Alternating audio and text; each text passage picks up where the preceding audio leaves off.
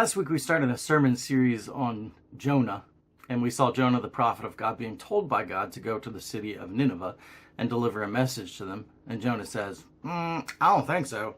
And he jumps on a boat and he sails away as far as he possibly can from this place. And God says, I don't think so.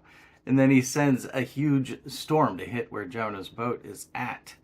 Now, this whole ship is in danger of sinking, but Jonah still doesn't want to turn around and have them take him to Nineveh. So instead, he has the sailors toss him into the sea.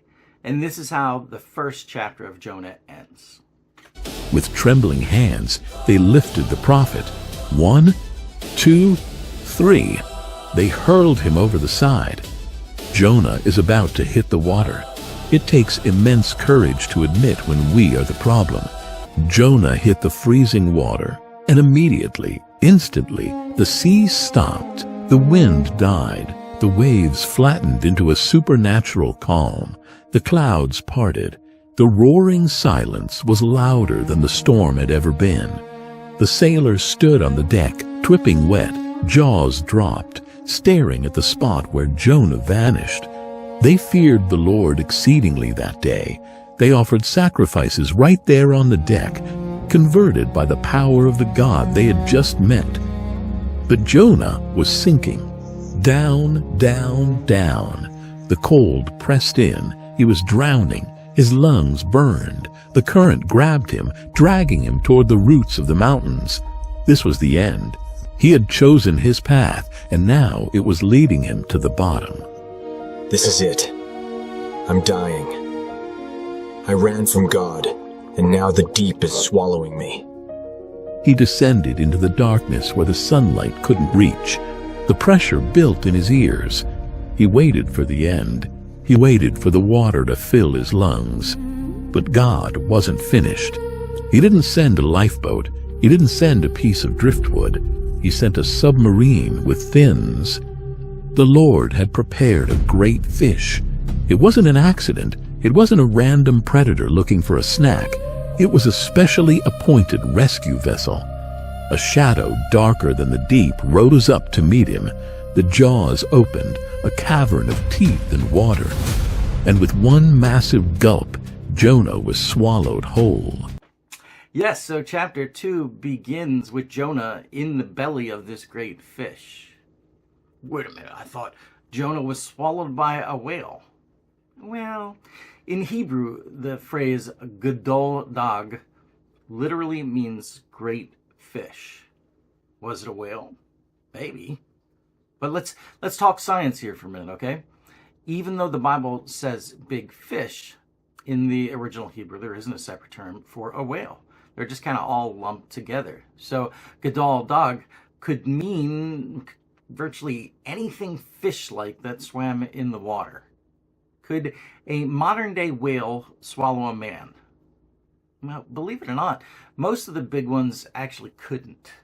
There have been multiple instances where kayakers have been taken into the mouths of whales when they paddled into the middle of their feeding for a better view. These two old ladies, for example, got a very close-up view.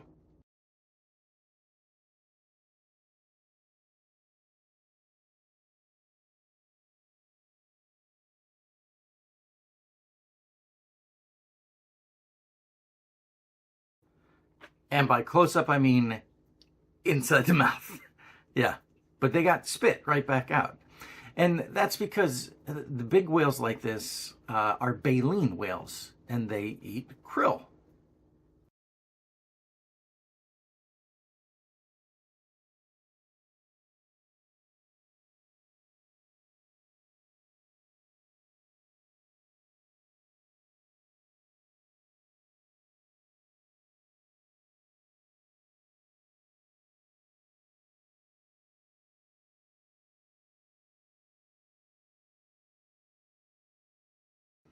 Yeah, krill are small crustaceans which swim in massive swarms. And even the largest whale on the planet, the blue whale, eats krill. And because these krill are so small, baleen whales have small throats, too small for a human to actually fit down. A blue whale's throat is only about 4 to 8 inches in diameter. This means that if a whale were to swallow Jonah, it would have to be a toothed whale. And the biggest one of those, the most likely modern-day candidate, would be the sperm whale. Sperm whales have been known to swallow large objects. One of them was actually found with a 15-foot shark inside. Sperm whales can grow to over 60 feet. Could they swallow a human whole? Oh, you bet ya. But do we have other options than just a whale?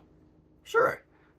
Ramsey estimates the shark, a female, tips the scales at over 2 tons, and it's 8 feet wide and nearly 20 feet long, making it one of the largest in the world. A very large modern-day great white could actually have the mouth size and the stomach size as long as it's swallowed without chewing. But that's not the only option either. We have more options than that if we say not modern day. Remember, all animals were created with man thousands of years ago, which means that even animals that are considered to be prehistoric, well, they're not really prehistoric. They were a part of our history and they are in the running. So, for example, it could be the Dunkleosteus.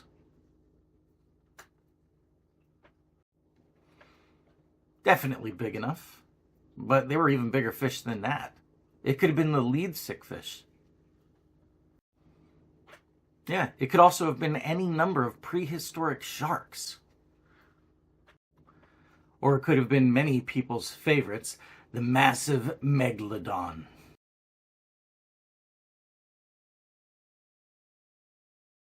This thing would have had no problem at all swallowing Jonah. But it could have also have been the mosasaur.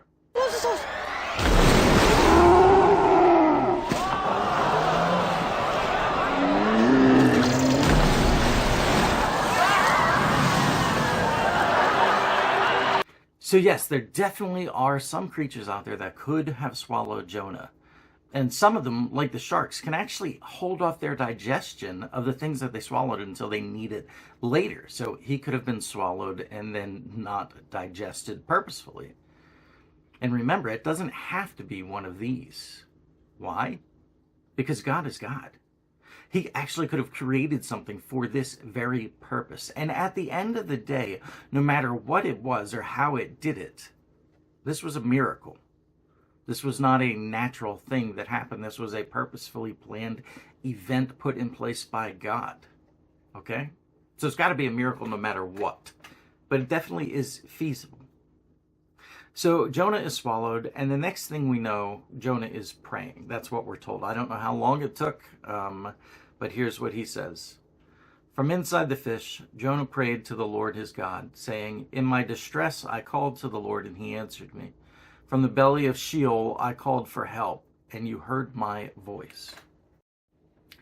Now this is kind of neat, because when Jonah prays, he says, "From the belly of Sheol I called for help." Sheol in the Bible is referred to as the place of the dead. It was often thought of as being down, deep, dark, and sometimes actually full of water. It was the place that Jews believed they would go before moving on to heaven or hell. It's where all of the dead went to. So regardless of whether you were going to heaven or hell, you went to Sheol first. So Jonah thinks that he is in Sheol. In other words, he thinks he is dead. And here's why he thinks he's dead. He gives us the play-by-play of what took place. Here's what he says in verse 3. You hurled me into the deep, into the very heart of the seas, and the currents swirled about me. All your waves and breakers swept over me.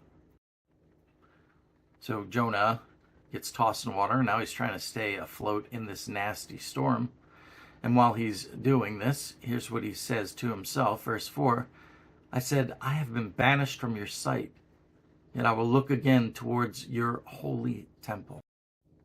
So he's been thrown overboard and is barely staying with his head above the water, and he's thinking, well, I really did it this time, didn't I?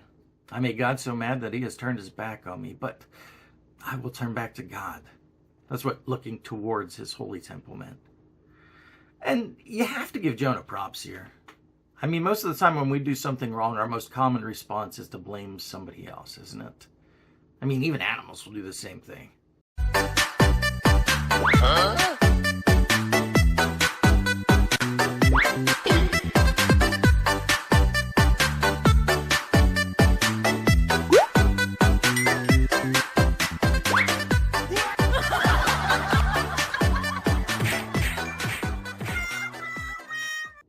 Yeah, it's always somebody else's fault, isn't it? But here's the problem when we have that attitude in life. When we spend our time and our energy blaming somebody else for what went wrong in our lives, it keeps us distracted from what we should actually be doing at that moment in time, which is finding God in the storm. See, when we're too busy blaming everybody else, there isn't a whole lot of turning back towards God that takes place. Jonah, however, while sinking in the water, chooses to turn back towards God. But things don't magically turn and immediately turn good, do they? No, Jonah continues to sink. And that's because sometimes there are repercussions for our actions, and things do not get better until we ride them out. And it was our bad decisions sometimes that caused it. So it's going to hurt a little bit before it gets better.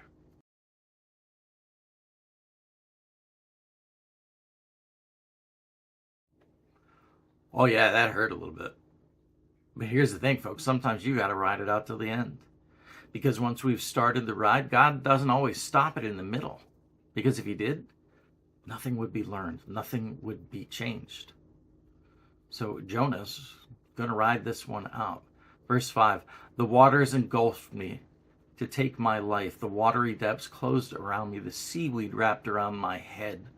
To the roots of the mountains I descended. The earth beneath me barred me in forever.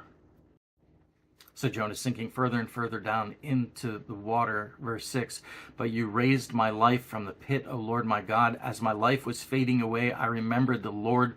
My prayer went up to you, to your holy temple. So in Jonah's time of desperation, he turned back towards God, knowing that in the end, God would save him. Verse 8, those who cling to worthless idols forsake his loving devotion. But I, with the voice of thanksgiving, will sacrifice to you. And here's the key verse. Listen, I will fulfill what I have vowed. Salvation is from the Lord. So Jonah basically says, God, if you get me out of this death, I'll do my job as a prophet. I will follow through with what you've asked. See, Jonah finally has decided to obey. All it took was 3 days and being swallowed by a giant fish. You know what always gets me, though? Last week I told you that I felt that Jonah was a schmuck. I haven't changed my opinion. Why? What did he do now? He turned back towards God, didn't he? He did, but do you know what he didn't do? He didn't say he was sorry. That's one of my pet peeves. If you did something wrong, say you're sorry. If it was on purpose, say you're sorry. If it was accident, say you're sorry. If you disappointed somebody, say you're sorry. If it was a misunderstanding, say you're sorry. Jonah told God that he would turn back to him and do his job as a prophet. He told God that he would sacrifice to him and sing his praise. But at no point in time does he actually say that he's sorry. And this used to be a battle with me and my kids all the time. One of them would hurt the other one, and I'd say you're sorry. But I didn't do it on purpose. I know. Say you're sorry. But it was an accident. Say you're sorry. But it was their fault. Say you're sorry. But I'm sorry. It's one of the easiest things in the world to do, yet it's like pulling teeth sometimes trying to get it. Why can't you just say that you're sorry? Maybe that's why God has him swallowed by a big fish and then puked out on shore. Because Jonah wasn't done learning his lesson yet. Yes, he turned back towards God, but in truth, he still hasn't really turned from his sinful attitude that got him there in the first place. But we'll pick up on this next week when we are in Jonah chapter 3. And 2 things that we can take home with us today. First, sometimes sin is painful, and it has repercussions. That's the reason that God tells us to avoid it in the first place. But don't lose hope. Look to God and ride it out. Second, if you've done something wrong to God or to someone else, be a big boy or a big girl and actually say you're sorry. Even try to mean it. A little true remorse, that can go a long way in fixing what is broken. Thanks for watching. Thanks for listening. Take care. God bless. Hope to see you soon.